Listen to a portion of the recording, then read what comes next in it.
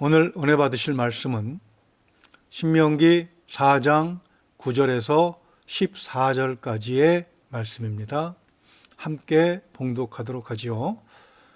오직 너는 스스로 삼가며 네 마음을 힘써 지키라. 그리하여 네가 눈으로 본 그 일을 잊어버리지 말라. 네가 생존하는 날 동안에 그 일들이 내 마음에서 떠나지 않도록 조심하라. 너는 그 일들을 내 아들들과 내 손자들에게 알게 하라. 네가 호렙산에서 내 하나님 여호와 앞에 섰던 날에 여호와께서 내게 이르시기를 나에게 백성을 모으라.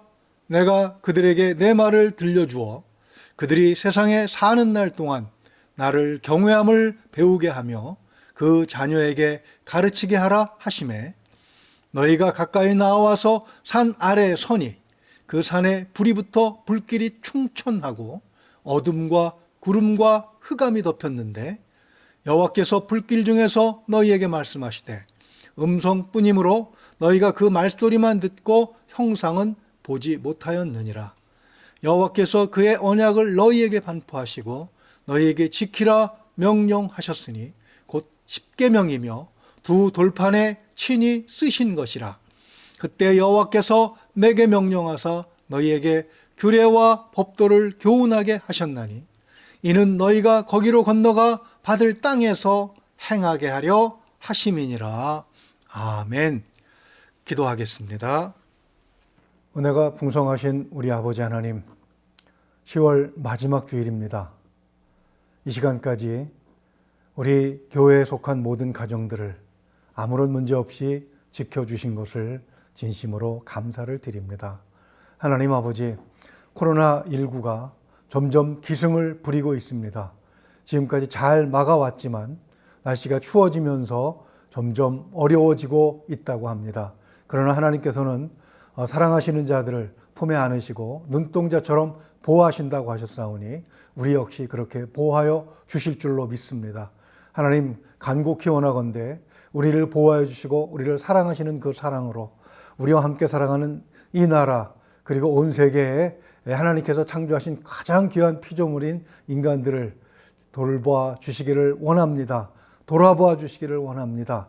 하나님, 참으로 우리가 하나님 앞에서 무엇으로 힘을 얻을 수 있겠습니까? 주신 말씀 속에서 지혜를 발견하고 하나님의 능력을 섭취할 수 있도록 이 시간 역사하여 주시옵소서. 모든 것을 주님께 의뢰하오며 우리 주 예수 그리스도 이름으로 기도하옵나이다. 아멘. 할렐루야. 오늘은 신명기 4장 9절에서 14절의 말씀을 본문으로 영적 건망증을 경계하라는 주제로 말씀을 나누도록 하겠습니다. 10월 31일은 마르틴 루터가 독일 비텐베르그 성당에 95개조 반박문을 붙이고 교황청의 부패와 비리의 정면으로 대항했던 날을 기념하는 그런 종교개혁 기념일입니다. 1517년에 일어난 일이니까 벌써 500하고도 3년이 되었습니다. 종교개혁의 공로가 모두 루터에게 돌아가는 것에 대해서 문제를 제기하는 학자들도 있습니다. 당시는 이미 종교개혁의 분위기가 완전히 무르익었다는 것이지요. 역사에서 중세라고 분류되는 시대가 막 무너지고 있었고 그리고 새로운 시대가 열리고 있었던 것은 사실입니다. 봉건주의와 봉건주의를 기반으로 하는 경제가 무너지고 새로운 경제체제가 시작되기 시작한 것입니다. 그것이 바로 오늘날 우리가 살아가고 있는 그런 자본주의의 출현이지요. 돈이 최고인 시대가 도래하게 된 것입니다. 로마 카톨릭 교회는 그러나 이 새로운 시대에 대비하지 못했습니다. 그 사이에 성직자들은 자본주의의 병폐에 그대로 노출되어서 부패의 상이 극에 달하게 됩니다. 사실 교황청이 이런 부패의 원흉이 되었지요. 교황청은 영적 빈곤함을 외적인 화려함으로 감추기 위해서 베드로 성당과 같은 대성당의 건축들을 시도하게 됩니다. 어마어마한 건축비를 충당하기 위해서 성직도 팔고 면죄부도 팔았어요. 돈을 주고 천당 가는 표를 살 수 있다고 가르친 것이지요. 이것이 교회에 대한 불신을 더욱 부채질하는 그런 결과를 초래하고 말았던 것입니다. 사실 이런 상황에서 루터의 행위는 작은 일일 수 있습니다. 그렇지만 한 소년이 오병이어, 즉 보리떡 5개와 물고기 2마리를 주님께 드렸을 때 주님이 축사하시고 그것을 나누어 주셨습니다. 그 자리에 5,000명이 있었습니다. 모자랐습니까? 아니면 남았습니까? 배부르게 먹고 그리고 12광주리가 남는 그런 놀라운 기적이 일어났지요. 루터가 자기 생명 하나를 던지는 일은 태평양에 조약돌 하나를 던지는 것 같은 그런 아주 사소한 일일 수도 있다고 봅니다. 그렇지만 하나님은 그 작은 생명 하나를 사용하셔서 역사의 큰 변곡점을 삼으신 것입니다. 하나님께서 루터를 인정하신 것이지요. 그렇다면 우리는 그의 공로를 인정하는 것이 마땅한 것이겠습니다. 그가 발화시킨 작은 불이 한반도까지 옮겨 붙었으니 사실 얼마나 대단한 것입니까? 우리 개신교회 입장에서는 2017년에 500주년 기념 행사를 엄숙하고 경건하게 치렀습니다. 당연한 것이지요. 교회는 개혁 정신을 이어가며 발전시키겠다고 굳게 다짐하며 또 결의도 하였습니다. 그러나 지난 3년 과연 대한민국의 개신교회는 이 의지와 다짐에 걸맞는 그런 변화를 보여주었습니까? 우리의 기억력은 유한합니다. 500년 동안 개혁 정신이 유지되었다는 것은 대단한 일이라고 아니할 수 없습니다. 그러나 또한 500년은 그 개혁 정신이 퇴색되고 그리고 망각되기에 충분하고도 남는 그런 시간이기도 한 것입니다. 그런 면에서 오늘 읽은 신명기 4장 9절의 말씀은 더더욱 오늘 우리에게 주시는 그런 말씀인 것입니다. 다시 한번 읽어드리죠. 오직 너는 스스로 삼가며 내 마음을 힘써 지키라. 그리하여 네가 눈으로 본 그 일을 잊어버리지 말라. 네가 생존하는 날 동안에 그 일들이 내 마음에서 떠나지 않도록 하라. 너는 그 일들을 내 아들들과 내 손자들에게 알게 하라. 아멘. 어떻게 힘써 개혁의 정신을 지켜나갈 수 있겠습니까? 어떻게 개혁의 결과들을 잊지 않고 기억할 수가 있겠습니까? 또 우리가 왜 그래야만 되는 것이겠습니까? 영적 건망증을 유발하는 것이 우리 곁에 있기 때문에 그렇습니다. 하나님께서 기억하라고 명령하신 것은 그것을 잊을 가능성이 우리에게 많기 때문이겠죠. 먼저 우리들로 하여금 중요한 것을 잊게 만드는 가장 치명적인 것들이 어떤 것들이 있는지를 생각해 봐야 할 것입니다. 첫째는 육신의 쾌락이 망각을 불러온다고 합니다. 19세기 프랑스의 낭만파 시인 보들레르는 망각의 강이라는 시에서 이렇게 노래합니다. 내 입술엔 강력한 망각이 깃들어 있고 내 입맞춤엔 망각의 강이 흐르는구나. 시 전체를 보면 쾌락에 몸을 던져서 모든 기억을 말살해버리겠다고 하는 그런 시인의 각오가 그려져 있습니다.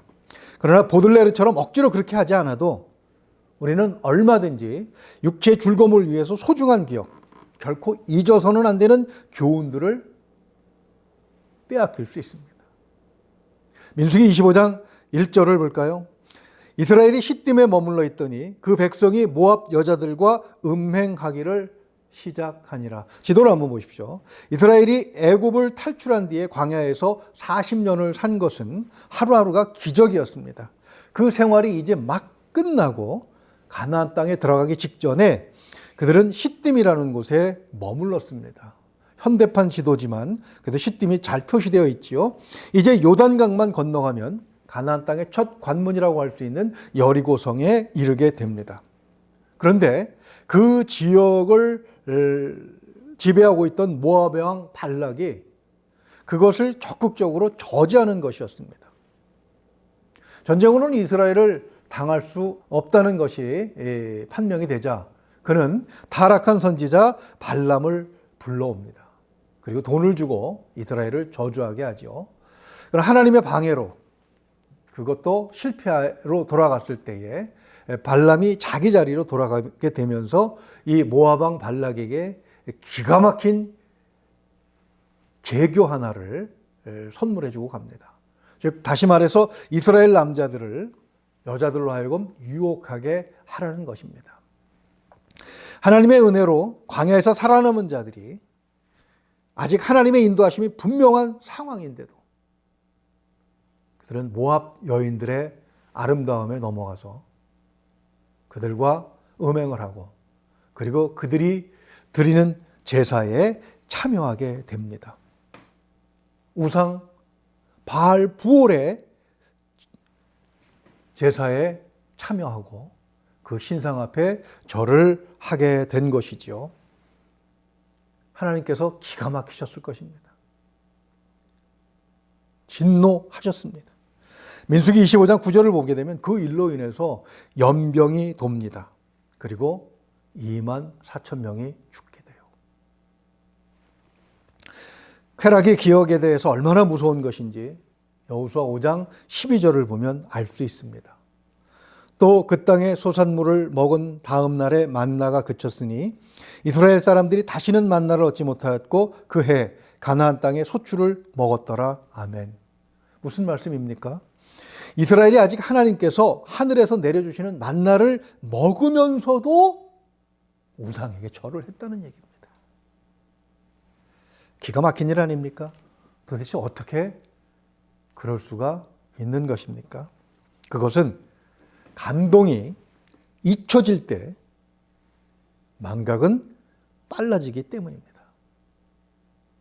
제가 중국에 있을 때 사천성과 운남성 북부에 큰 지진이 일어났습니다. 그 지진으로 무너진 한 예배당을 건축하는 일에 도움을 주게 되었는데 신축 건물 완공 감사 예배에 저를 초청을 하더군요.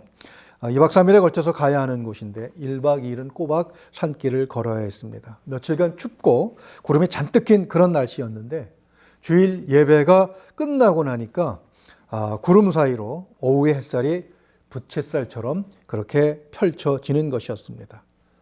해발 3,000m대의 산악지대에서 보는 이 자연의 변화가 참 기가 막혔습니다. 비록 순간의 감동이었지만 여운은 길게 남아서 넋을 잃고 보고 있었습니다. 그랬더니 그 교회 장로님께서 무엇을 보느냐고 물으시더군요. 저는 빛내림이 매우 아름답지 않습니까? 라고 되물었습니다. 그랬더니 그 장로님의 대답이 아주 시니컬했습니다. 아유, 매일 보는 건데요, 시시하다는 것이죠. 그렇습니다. 현재 시딤 광야에 와 있는 이스라엘 사람들은 거의 대부분 광야에서 태어난 사람들입니다. 그들은 태어나면서부터 만나를 먹은 세대지요. 40년을 그렇게 먹고 살았으니 만나가 얼마나 특별한 것인지, 얼마나 큰 은혜인지 그들은 생각해 본 적도 없었을 것입니다. 그들의 조상들이 가르쳐 주긴 했겠죠. 그러나 그들이 스스로 받은 감동이 아니기 때문에 그 감동은, 그 기억은 얼마 가지 못했던 것입니다. 우리는 정말 하나님께 많은 은혜를 입은 민족입니다. 복음을 늦게 받아들인 것에 비해서 비교적 빨리 확산이 되었고 하나님의 은혜는 교회를 통해서 그리고 성도들을 통해서 이 땅 문화와 기타 모든 것들을 다 풍성하게 해 주었습니다. 그러나 지금 60대를 넘어선 사람들 말고는 이러한 차이를 크게 느낄 수 없을 것입니다. 젊은 세대일수록 더 그렇겠죠. 그런 이유 때문에 하나님께서는 이스라엘 백성들에게 그렇게 명령하신 것입니다. 그 일들을 내 아들들과 내 손자들에게 알게 하라. 알려주지 않았는데 어떻게 알겠습니까? 가르쳐주지 않으면 모르는 게 당연한 것이지요. 그러나 가르치려면 가르치는 자의 기억이 명확해야 합니다. 정확한 지식을 가지고 있어야 합니다. 오늘이 10월 마지막 주일이지요. 예배를 드리지 못한 지 벌써 8개월을 꽉 채워가고 있습니다. 물론 온라인으로 말씀을 들으면서 가정 예배를 드렸지만 교회에서 함께 모여 예배하는 것에 비하면 부족한 면이 많이 있음을 우리는 인정하지 않을 수 없습니다. 그래서 오늘 본문 말씀이 더욱 강하게 마음에 부딪혀 옵니다. 스스로 삼가라는 말씀은 영어 성경에서는 be careful, 조심하라, 그런 말로 번역하고 있습니다. 쾌락에 유혹 당하지 말아야겠고 하나님의 말씀이 가슴에서 사라지지 않도록 조심하기를 평생 지속하라는 그런 당부의 말씀이신 것입니다. 세 번째로 우리가 꼭 알아야 할 것은 기억과 이해의 관계입니다. 잘 이해되지 않으면 쉽게 망각된다는 것이죠. 사실 기억의 가장 치명적인 장애는 이해하지 못했다는 것입니다. 이해할 수 없는 일이 어떻게 기억에 남겠습니까? 남는다고 하더라도 오래 갈 수는 없겠지요. 본문은 10절과 11절에서 그것을 말씀하고 있습니다. 자막에 10절을 기록해 놓았습니다. 눈으로 읽으시면서 언제적 사건을 말씀하시는지 한번 생각해 보시기 바랍니다. 금방 이해가 될 것입니다. 출애굽기 19장에서 호렙산에 이스라엘 온 백성을 모으시고 모세에게 계명을 주시던 때에 이를 말씀하시는 것이지요. 그러나 11절을 보면 백성들은 하나님께서 임재하시는 영적인 현상을 보고 두려움에 휩싸입니다. 그런데 바로 그 바람에 하나님의 말씀을 듣지 못하고 현상만을 기억하게 된 것이에요. 하나님은 친절을 베푸셔서 모세의 손에 두 돌판을 주시고 그 돌판에 지켜야 할 말씀을 기록해 주셨습니다. 그것이 바로 십계명이지요. 왜 그 말씀을 주신 것입니까? 14절을 다시 한번 봅니다. 그때 여호와께서 내게 명령하사 너희에게 규례와 법도를 교훈하게 하셨나니 이는 너희가 거기로 건너가 받을 땅에서 행하게 하려 하심이니라. 아멘. 즉 그 말씀을 따라 살게 하시려고 주셨다는 것입니다. 가나안 땅에 들어가면 왜 십계명의 말씀을 지키며 살아야 하는 것입니까? 십계명을 모르는 자들의 운명이 어떠했는지를 살펴보면 금방 답이 나옵니다. 창세기 15장 16절에서 하나님은 아브라함에게 이렇게 말씀하시죠. 네 자손은 4대 만에 이 땅으로 돌아오리니 이는 아모리 족속의 죄악이 아직 가득 차지 아니함이니라 하시더니 아멘. 아브라함의 자손 이스라엘이 가나안 땅에 들어오는 것은 가나안 땅의 원주민인 아모리 족속으로 대표되는 원주민들의 죄악이 더 이상 두고 볼 수 없을 만큼 그렇게 가득 찼기 때문이었습니다. 즉 그들은 죄악으로 인해 그 땅을 차지하고 살아갈 자격을 잃어버렸던 것이지요. 결국 그들은 쫓겨나고 그 땅은 이스라엘이 차지하게 되는 것입니다. 그러나 하나님은 공평하시잖아요. 원주민들을 죄 때문에 내쫓으신 것이라면 이스라엘 역시 범죄하게 되면 그들과 마찬가지로 쫓겨나야 하는 것입니다. 그래서 죄 짓지 말라고 주시는 말씀이 바로 십계명이었던 것이죠. 우리도 사실 영적인 현상은 잘 이해하지 못합니다. 솔직하게 말씀드려서 하나님께서 내 옆에 서 계신다고 해도 하나님 스스로 자신을 드러내지 않으신다면 우리는 알 수 있는 방법이 없습니다. 또한 아무리 기적적인 현상을 우리 앞에 보여주어도 우리가 그것을 잘 이해할 수 없겠지요. 그러나 글로 기록된 말씀이 있기에 우리는 믿음으로 그 말씀을 따라 살 수가 있는 것입니다. 이 말씀을 읽고 기억하는 것이 얼마나 중요한 것이겠습니까? 그 해답은 바로 에스겔 9장 9절에 있습니다. 그가 내게 이르되 이스라엘과 유다 족속의 죄악이 심히 중하여 그 땅에 피가 가득하며 그 성읍에 불법이 쳤나니 이는 그들이 이르기를 여호와께서 이 땅을 버리셨으며 여호와께서 보지 아니하신다 함이라. 아멘. 이스라엘은 안타깝게도 그 십계명의 말씀을 잘 지키지 않았습니다. 그들이 십계명 판에 들어있는 법궤를 메고 보무도 당당하게 요단강을 건너서 가나안 땅에 들어왔습니다. 그리고 죄에 찌든 원주민들을 쫓아냈지요.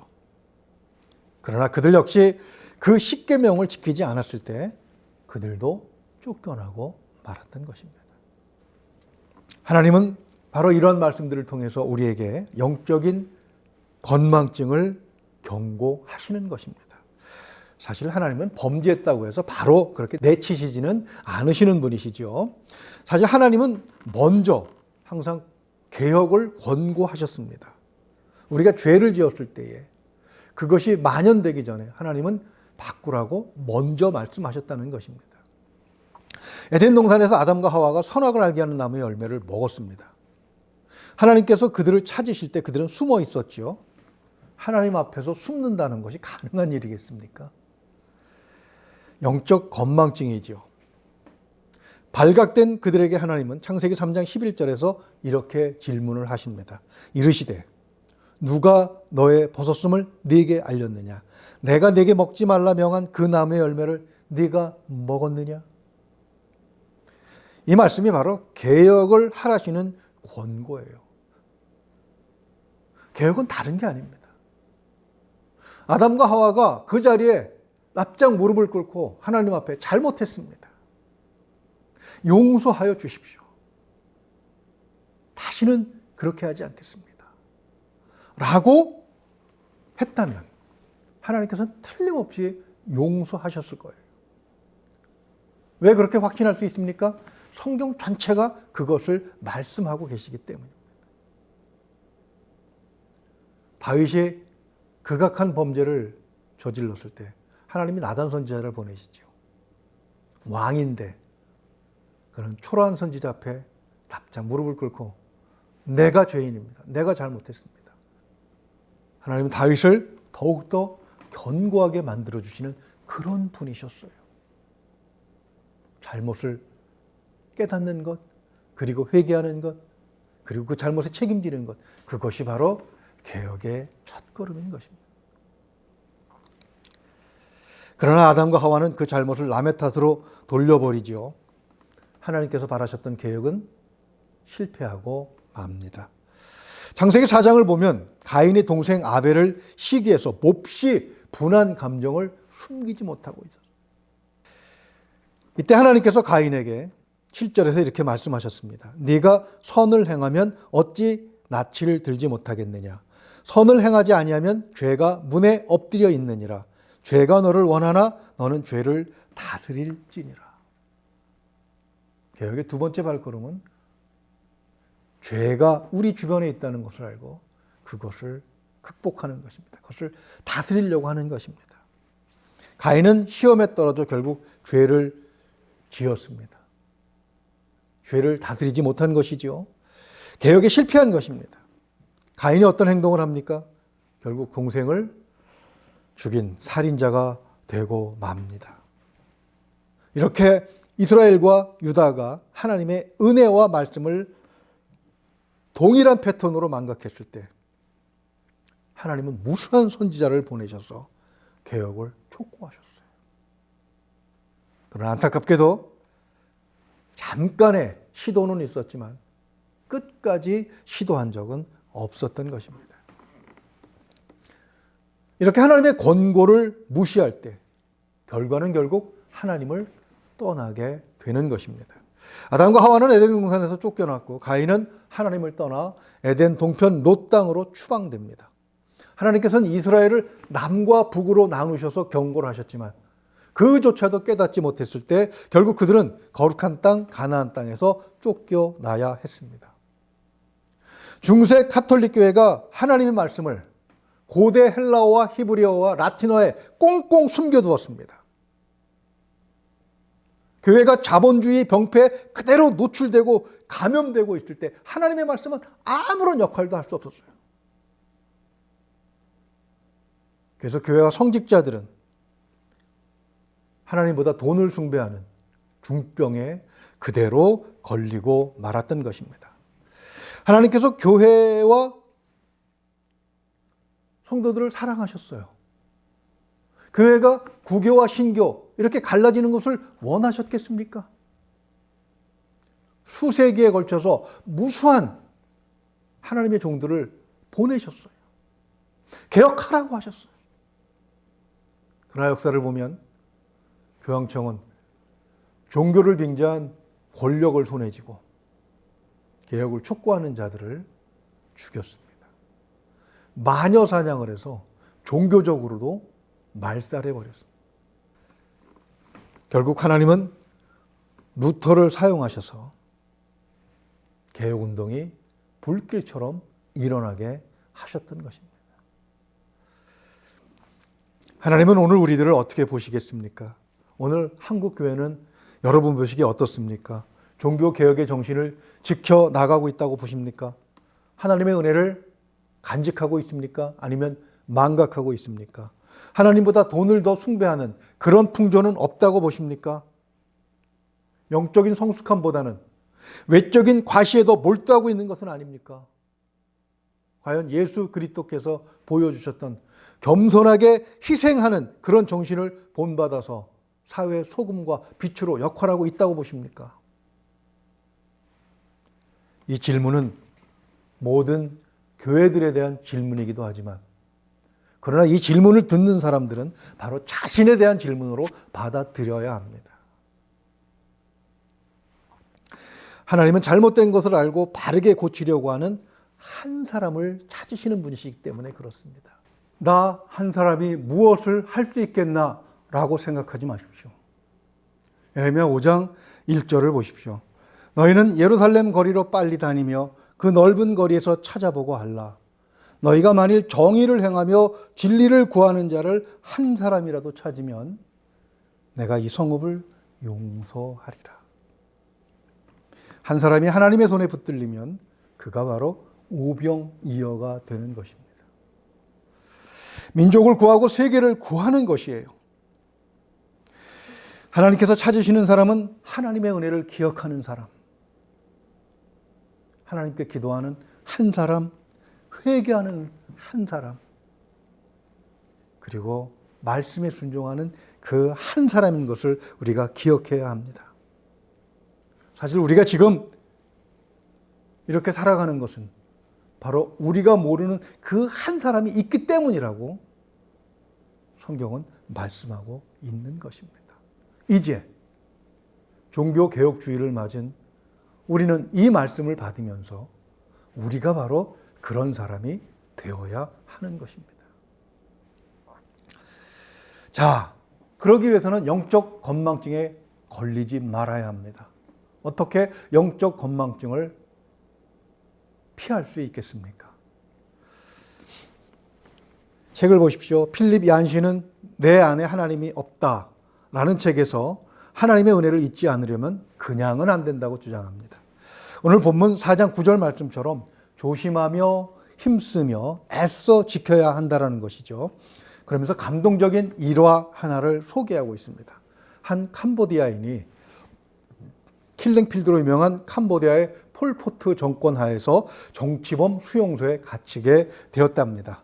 그는 앞으로 살 수 있는 날이 얼마 남지 않았다는 것을 확신하고 하나님과 함께하는 시간을 너무나 가지고 싶어 했습니다. 그는 말했습니다. 저는 형편없는 음식이나 힘든 고문보다 하나님을 만날 시간이 없다는 사실에 분개했습니다. 경비병들은 우리를 향해 소리를 질렀고 쉴 새 없이 강제 노역을 시켰습니다. 그러다가 그는 경비병들이 아무리 윽박질러도 아무도 오물 구덩이를 청소하려 하지 않는다는 사실을 알게 되었다는 것이죠. 그는 구역질 나는 오물 구덩이 청소를 자원했습니다. 그리고 이렇게 말했습니다. 아무도 나를 방해하지 않았습니다. 그곳에서 나는 또 하루를 살게 해주신 하나님을 찬양할 수 있었습니다. 방해받지 않고 하나님과 교제할 수 있었고 주위와 친구들과 친지들을 위해 기도할 수 있었습니다. 오물 구덩이를 청소하는 시간은 하나님과 만나는 영광스러운 순간으로 변했습니다. 그 사륙의 현장에서 살아남았고 필리핀 마닐라에서 개최된 빌리 그레함 후원 전도 집회에 이 간증을 할 수 있게 되었다는 것입니다. 교회들이 성도들이 변질되었다고, 부패했다고 소리친들 무슨 소용이 있겠습니까? 모든 성도들이 개혁을 한다고 해도 내가 하나님으로부터 멀어져 있다면 또 무슨 소용이 있겠습니까? 주변이 온통 악취가 나는 오물 구덩이 같다고 하더라도 내가 하나님과 교제하는 데 힘을 기울인다면 하나님께서는 그런 나를 기뻐하실 것입니다. 우리를 둘러싼 환경은 너무 쉽게 영적 건망증에 걸릴 수 있는 최상의 조건들을 갖추고 있습니다. 자유분방한 문화, 물질적인 풍요, 그리고 바쁜 일상생활 등이 하나님을 내 중심에서 내 변방으로, 내 가장자리로 몰아내고 있지는 않습니까? 몇 주 전에 밤을 꼬박 새우고 유튜브에 올릴 영상을 편집하다가 완성 단계에서 그만 깜빡 졸고 말았습니다. 뭘 눌렀는지 그동안 작업했던 것들이 다 날아가고 말았어요. 작업 중에 틈틈이 저장을 해야 했는데 작업에 몰두하다가 그만 다 날려먹고 만 것입니다. 저장된 초반부부터 다시 시작을 하는데 물론 두 번째 하는 일이라 훨씬 빠르기는 했습니다만 얼마나 황당하고 억울하던지요. 그렇습니다. 우리는 아무리 바쁜 사회생활 중에도 그동안 적어도 일주일에 한 번은 예배를 통해서 하나님의 은혜를 가슴에 저장할 수 있었습니다. 그렇게 견뎌왔고 그렇게 버텨왔고 그렇게 조금씩 더 하나님과의 관계를 깊이 가져왔습니다. 그랬기에 성도로서 굳건히 서 있을 수 있었던 것이죠. 그러다가 코로나19를 만난 것입니다. 위기가 아닐 수 없습니다. 하나님과 쌓아온 관계를 기억하는 것은 그 어떤 것보다 절박한 것입니다. 그것이 소멸되면 얼마나 억울하겠습니까? 비록 함께 모여서 예배하는 기회는 아직 완전하게 허락되지 않았지만 있는 자리에서 하나님의 은혜를 기억하기 위해 그리고 하나님께서 주신 말씀을 망각하지 않기 위해 우리는 애쓰고 수고하고 힘써 지켜내야 하는 것입니다. 우리 모두가 한 사람도 빠짐없이 하나님께서 들어쓰시는 그런 한 사람이 될 수 있기를 주님의 이름으로 축원을 드립니다. 기도하겠습니다. 은혜로우신 우리 아버지 하나님, 말씀을 통해서 종교개혁의 의미를 다시 한번 돌이켜보게 하시니 감사합니다. 항상 교계 전체를 바라보면서 환경을 탓하지는 않았는지 오늘 말씀을 통해서 반성하게 하시니 감사합니다. 하나님께서는 루터라고 하는 한 사람의 작은 행동을 통해서 온 세계를 변화시키셨습니다. 하나님의 일이 항상 그러했듯이 오늘도 바로 그러한 한 사람을 찾고 계신다는 사실을 말씀을 통해서 확인하게 하시니 감사합니다.